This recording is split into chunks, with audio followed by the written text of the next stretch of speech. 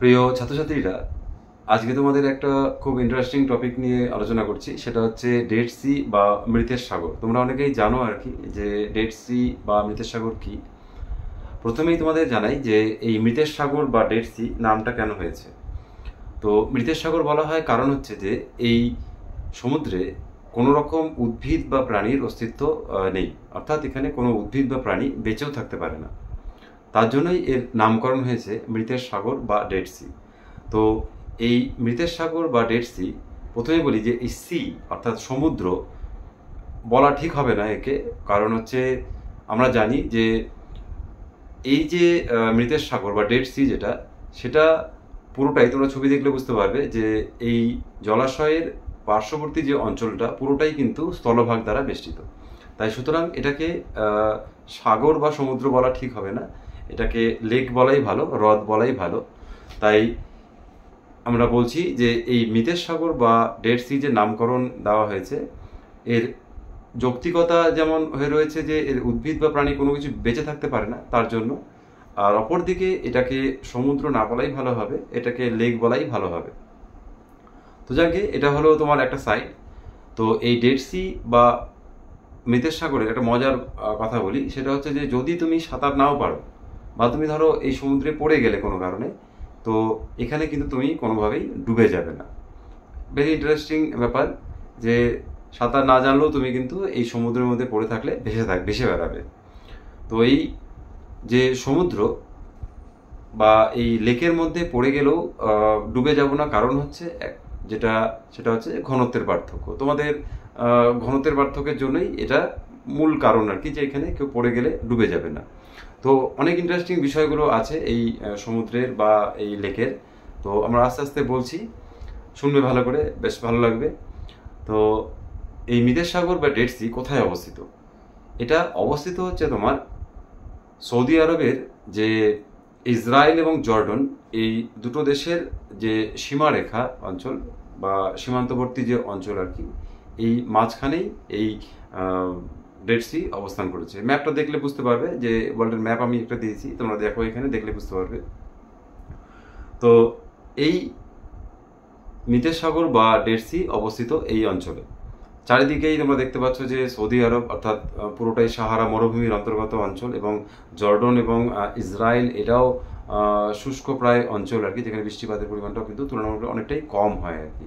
তো এই মৃতের সাগর বা ডেড সি নামকরণ কেন হলো বা এর কি কি রহস্য আছে সেটা সম্পর্কে আরো কিছু বলছি, শুনবে ভালো করে। মৃতের সাগর এখানে এই সমস্ত মানে কোনো জীবের অস্তিত্ব নেই বা প্রাণীর অস্তিত্ব নেই, বা কেউ পড়ে গেলে ডুবে যায় না। এর মূল কারণ হচ্ছে এখানকার হচ্ছে বিভিন্ন রকম খনিজ উপাদান, অর্থাৎ জলের মধ্যে প্রচুর পরিমাণে লবণ মিশ্রিত অবস্থায় রয়েছে আর কি।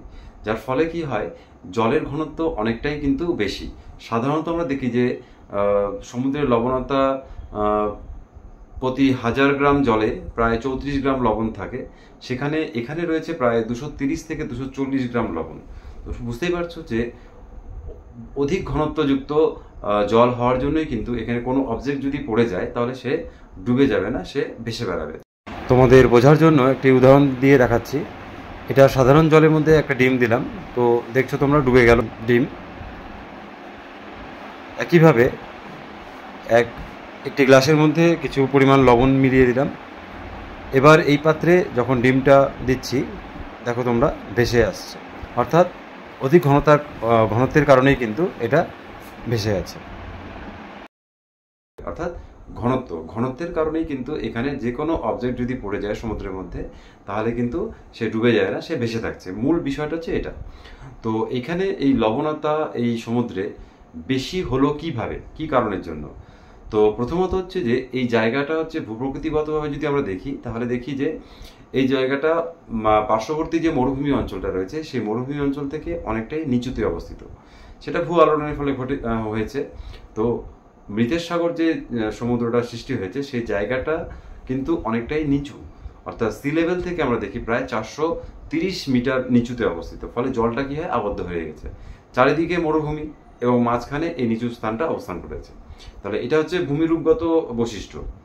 এবার আমরা যদি দেখি আবহাওয়াগত অবস্থান, তাহলে দেখছি যে এই জায়গাটা প্রায় মরুভূমি, তার সাথে সাথে শুষ্ক জলবায়ুর অন্তর্গত, ফলে এখানে বৃষ্টিপাত একেবারেই কম। আর চারিদিক থেকে মরুভূমি দ্বারা বেষ্টিত, ফলে কি হয়, অল্প পরিমাণ বৃষ্টিপাত হলেও মরুভূমির সমস্ত খনিজ লবণ বা অন্যান্য সোডিয়াম, ম্যাগনেসিয়াম, পটাশিয়াম, এগুলো যে খনিজ উপাদান যেগুলো আছে সেগুলোও কি আছে, ধুয়ে গিয়ে এই নিচু স্থানের মধ্যে আসে, অর্থাৎ এই হ্রদের মধ্যে এসে মিশছে। ইভাপোরেশন রেট প্রচুর, মানে বাষ্পীভবনটা প্রচুর পরিমাণে হচ্ছে, যেহেতু গরম জায়গা, বৃষ্টিপাতও কম, ফলে কি হচ্ছে, জল অধিক পরিমাণে, প্রচণ্ড পরিমাণে ঘনত্বযুক্ত হয়ে পড়েছে, মানে প্রচুর পরিমাণে লবণ এবং অন্যান্য খনিজ উপাদান রয়ে গেছে।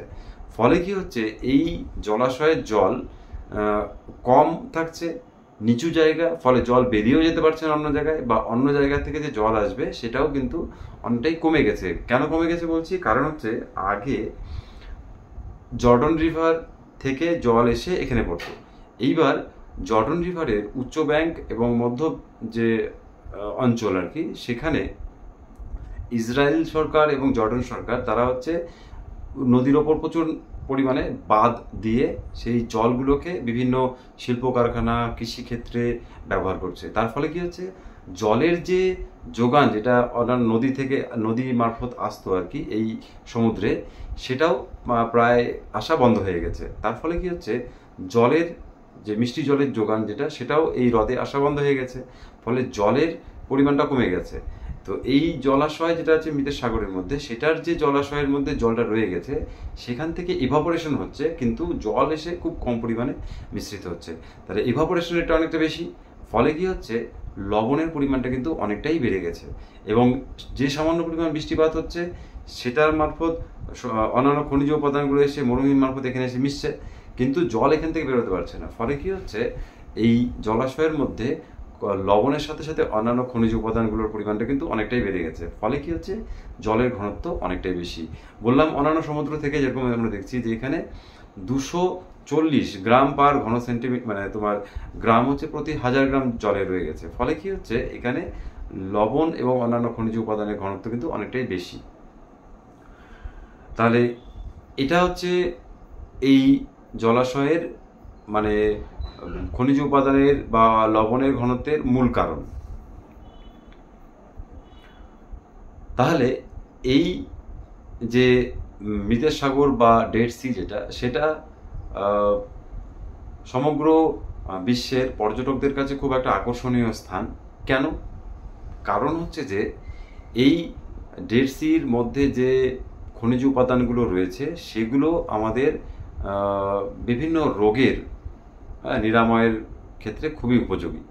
ফলে কি হয়, বিশ্বের বহু পর্যটক এই অঞ্চলগুলোতে এসে ভিড় করছে, এবং একে এই যে ডেড সি, এটাকে বলা হয় বিশ্বের একটা প্রাকৃতিক বিশাল বড় যেটা আর কি স্পা কেন্দ্র আর কি।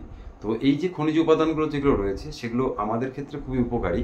যাদের গায়ের ব্যথা হলো বা বিভিন্ন রকম ব্যথার উপক্রম থাকে, তাদের এই খনিজ উপাদানগুলো খুবই উপকারী। তার সাথে সাথে যাদের কোনো রকম স্কিন ডিজিজ আছে আর কি, সেই স্কিন ডিজিজ এর নিরাময়ের ক্ষেত্রেও কিন্তু এই খনিজ উপাদানগুলো খুবই উপকারী। এবং তোমরা দেখবে ইউটিউব চ্যানেলে বা বিভিন্ন ডিসকভারি চ্যানেল বা গুগলে গিয়ে সার্চ করে দেখবে যে এখানকার যে মাঠ, যেগুলো আর কি কাদা, সেগুলো মেখে সবাই বসে থাকে। কারণ হচ্ছে এখানের যে কাদাগুলো, তার মধ্যেও যে খনিজ উপাদানগুলো রয়েছে, সেগুলো কিন্তু আমাদের ক্ষেত্রে খুবই উপকারী। এই জন্য এখানে বিশ্বের সবথেকে বড় প্রাকৃতিক যে চিকিৎসা কেন্দ্র, অর্থাৎ স্পা চিকিৎসা কেন্দ্র এখানে কিন্তু গড়ে উঠেছে। যদিও এই জলাশয় আজ সংকটাপন্ন অবস্থায় রয়েছে, কারণগুলো বলছি, শুনবে ভালো করে।